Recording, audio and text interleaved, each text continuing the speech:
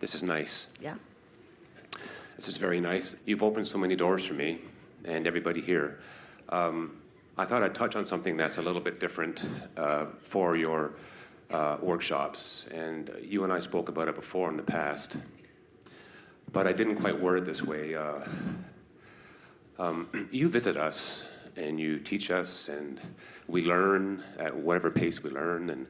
And I was wondering, do you also visit other star systems with other life in the same way that you do here? Unimportant. That's what I was thinking. Another question is, are we prepared as humans for a visitation from very advanced beings if they should show up? No, don't worry about it. They're not coming. Okay. All right then. You are the advanced beings. Okay. I've heard you talk about this before with other people, and you had the same answer, and I was looking for some sort of confirmation, because I know I've seen things. I've seen craft in the sky that very close that were not from here. And I'm guessing that... Oh, there is consciousness everywhere. But here's the thing. As you came into this time and space, you came with this clarity about who you are and what you are about. And there is a human mentality that, for as long as you have been paying attention to each other and charting your historical attitudes and before, you have this mindset that goes something like, we're messing it up and someone must come to save us. And so often it's interpreted through some religious being, and sometimes you get even more practical. You have to understand that everything that you see around you is an interpretation of vibration. And so there are a lot of realities that are being experienced by a lot of you, depending upon what your mindset is. But when you go to the absolute basis of who you are, and you accept the pure positive energy being that you are, and the perfection of who you are, who is always expanding, then you have to, once you know that, let go of that vulnerable personality who is always looking for someone to save you. And once you get that basis laid, then you can become the pure positive energy being that you are, living life and asking for what's next by virtue of what you're living, with a full expectation of whatever it is flowing to you in a logical way that you can accept, you see. And so there's a lot of what some humans call fantasy. We're not calling any of it fantasy, because whatever you can conjure can become some form of reality. We just want you to know who you really are and be who you really are, and approach this life experience from who you really are. And stop trying to put whatever's happening to you off on someone else. Be the creator of your own reality. You will never find satisfaction living life any other way. You will never find satisfaction by saying, well, we all need help and someone is coming to help us. You are the creator of your own reality. But you have all kinds of ideas that flow to you, and there's lots of co-creative stuff that is going on. And if you really want to nitpick, you can't even identify, and we could not explain in a reasonable way, where we come from. Because we're not from some other galaxy, we are consciousness. And if a human needs to pinpoint where we're from, or else we are not validated in our offering to you, then we would never be validated, because we can never identify a place in the galaxy from which this consciousness is flowing. You see what we're getting at? In the entire universe, you're everywhere. And so it's so much more validating for you to quiet your mind as often as you can and tune into who you really are, and live the important life that you live, not looking at your life as insignificant while there are other important things going on around there somewhere out there. And let the source energy, who is in love with you and knowing everything about you, offer impulses to you until you understand that it doesn't get bigger than you and your inner being and everything that your inner being is connected with. There's nothing bigger in all of the universe than your connection to your source energy. And there's nothing more important in all of the universe than you letting your life help form a desire within you, and you keeping your eye on that desire while you tend to your energy and watch those vibrations turn to things. Nothing is more important than that. Yes, that's one thing I wanted to also ask was, I'm interested in so many things. I have a lot of interest. I have a lot of desire. It's just, I can feel it just welling up inside me. I was hoping you could help me focus into what my purpose is, how I can help expansion.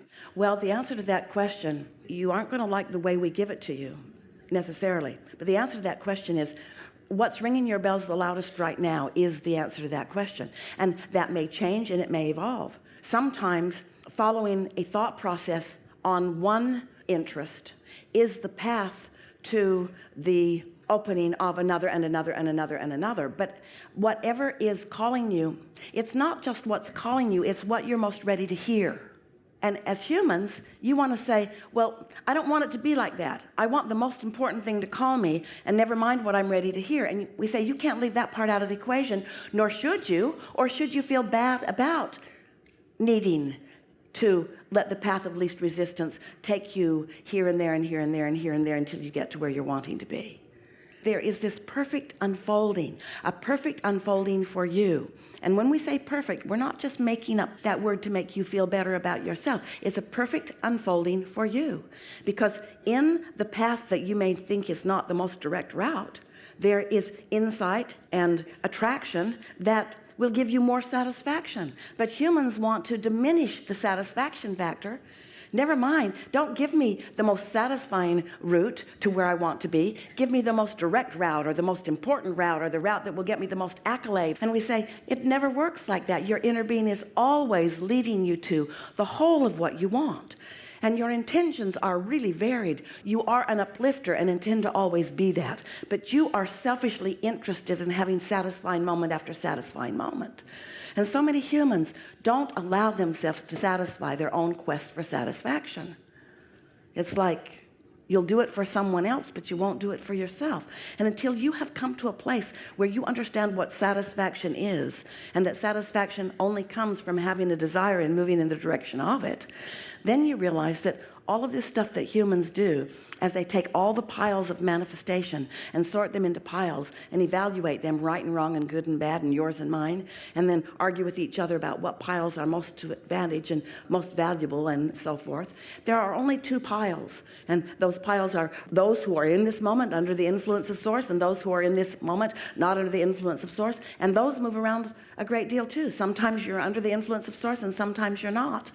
But we know for sure that if you're not in the vicinity of your source energy, the question that we began with today was such an important question. What's the distinction between my inner being and my desires?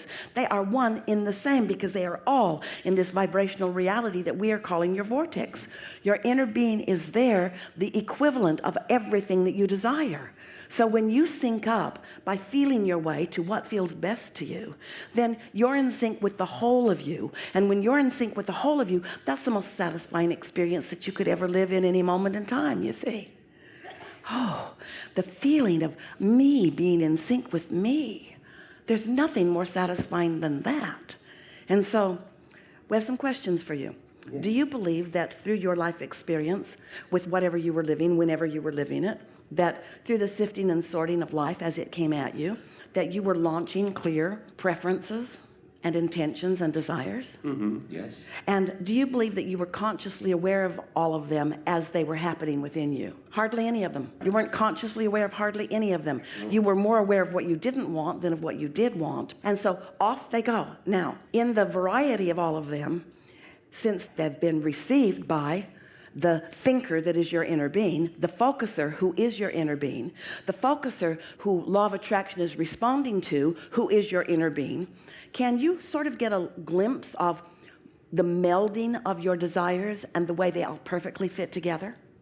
Can you get a sense of this forming of this evolved, expanded you? And now can you sort of feel a desire to be in sync with that expanded part of you, that expanded you? And can you acknowledge that sometimes you're right there and sometimes not, and sometimes closer and sometimes further? That's what we're talking about when we talk about those who are in these piles over here, two piles. One who, in this moment, not yesterday or not tomorrow, in this moment, in alignment with who you are, or under the influence of your inner being or not. So if you're under the influence of your inner being, and you get an impulse to leave your cabin and go somewhere and you have a conversation, when you're under the influence of who you really are, you have information coming to you from someone who understands everything about you, who knows where you stand in your physical form, in your physical manifestation, in relationship to everything that's in your vortex, who is already a cooperative component, who law of attraction has already gathered everything, and all you got to do is stop criticizing yourself or worrying about something. All you got to do is be in that place of allowing, in that receptive mode, and willing to trust the process and follow the impulse as it comes. Yes, I am pretty good at worrying and doing things for other people, not for myself. Well, you've learned that from other humans around you. You're doing fine. You're doing fine. You're figuring it out as you go. But there's another way of looking at this, that once you accept the wholeness of who you are, and once you get into that awareness of what satisfaction feels like and what less than satisfaction feels like, so that you are reaching for the most satisfying thoughts, then when a solution comes to you, you feel the exhilaration of it.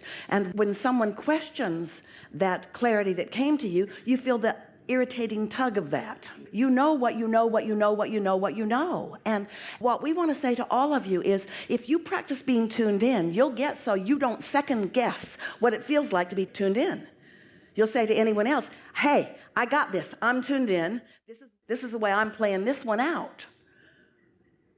No one can talk you out of your connection when you've practiced it and it is happening firmly in the moment, you see. And others may say, well, I've had a lot of experience with this. And you may say, but this is new into all of the universe. None of us have ever been exactly here before. I've been in that place where I've felt that flow. I've not questioned what I'm doing or where I'm going. That feeling is wonderful. It doesn't come often enough. Well, just focus upon that feeling of satisfaction, and let's put some other descriptive words around the feeling of satisfaction. Feeling of satisfaction, sometimes it feels like ease and flow. Sometimes it feels like off-the-wall bouncing enthusiasm. Sometimes it feels like indescribable clarity. Sometimes it feels like knowing that is so strong that it takes your breath away. The feeling of what you know and the feeling of clarity is so strong that it is the unequivocal feeling of absolute knowing about something. And so you taste it and you know it, and your work these days is to recognize what feels like that and what doesn't. What feels like love and what doesn't. What feels like clarity and what doesn't.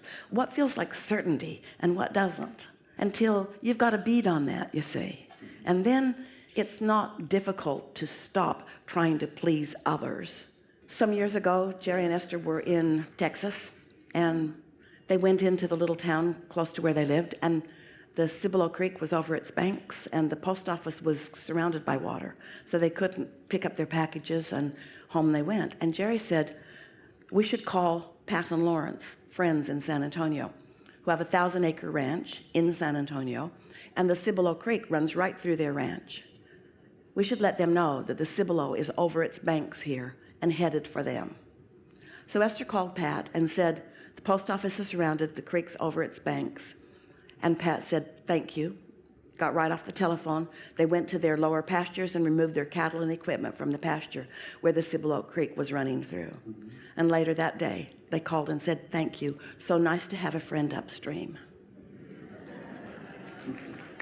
And that's what you have with your inner being. You have a friend upstream, someone with broader perspective, and someone who unequivocally knows every subtle nuance of who you are and what you want. Wonderful conversation. It was. Thank you.